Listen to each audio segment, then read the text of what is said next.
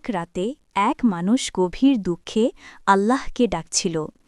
সে বলল, ইয়া আল্লাহ, কেন আমার দোয়া কবুল হয় না? হঠাৎ তার ছোট ছেলে এসে বলল, আব্বা, আপনি যখন আমাকে ডাকেন আমি কি সাথে সাথে ছুটে আসি না? মানুষটি বলল, হ্যাঁ, তুমি তো আসো। ছেলেটি মৃদু হেসে বলল, আল্লাহ তো আমাদের চাইতেও বেশি দয়ালু, তিনি কখনো দোয়া ফিরিয়ে দেন না, শুধু সঠিক সময়টা বেছে নেন। মানুষটি বুঝে গেল, আল্লাহ দেরি করেন কিন্তু কখনো অস্বীকার করেন না। এক রাত ছোট্ট আয়ান ছাদে দাঁড়িয়ে আকাশের দিকে তাকিয়েছিল। তার মা জিজ্ঞেস করলেন, কি দেখছ বাবা? আয়ান বলল, মা, আল্লাহ কি সত্যিই আমাদের দোয়া শোনেন? মা হাসলেন, হ্যাঁ আয়ান, আল্লাহ বলেন, ওয়াকালা রব্বুকুমুদ উনি আস্তাজিব লাকুম, তোমরা আমাকে ডাকো, আমি সাড়া দেব। আয়ান চোখ বন্ধ করে ধীরে বলল, আল্লাহ, আমাকে ভালো মানুষ হতে দাও। মা তাকে জড়িয়ে ধরে বললেন, যে দোয়া করে ও ভালো হতে চায়, আল্লাহ তাকে কখনো বাদ দেন না।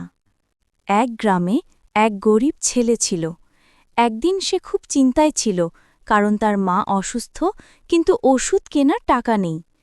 ছেলেটু চুপচাপ মসজিদে গিয়ে 2 রাকাত নফল নামাজ পড়ে শুধু দোয়া করল, ইয়া আল্লাহ, তুমি ব্যতীত আমার আর কেউ নেই।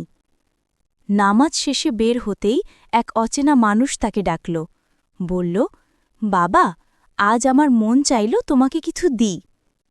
তার হাতে তুলে দিল একটি খাম। খাম খুলে দেখে মায়ের ওষুধ কেনার মতো যথেষ্ট টাকা।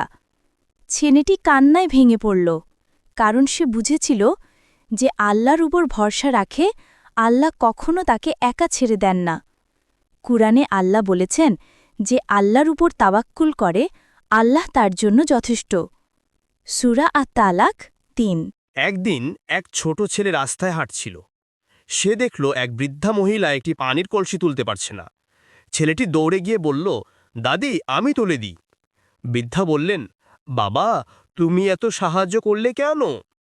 ছেলেটি হাসল, আমাদের নবী সাল্লাল্লাহু আলাইহি ইসলাম বলেছেন, যে অন্যকে সহজ করে দেয়, আল্লাহ তার জন্য জান্নাতের দরজা খুলে দেন। বৃদ্ধার চোখে পানি এসে গেল। ছেলেটি কলসিটি বাড়ি পৌঁছে দিয়ে বলল, দাদি, আপনার দোয়া আমার জন্য যথেষ্ট। সৎ কাজ ছোট হলেও আল্লাহর কাছে এর মূল্য অনেক বড়।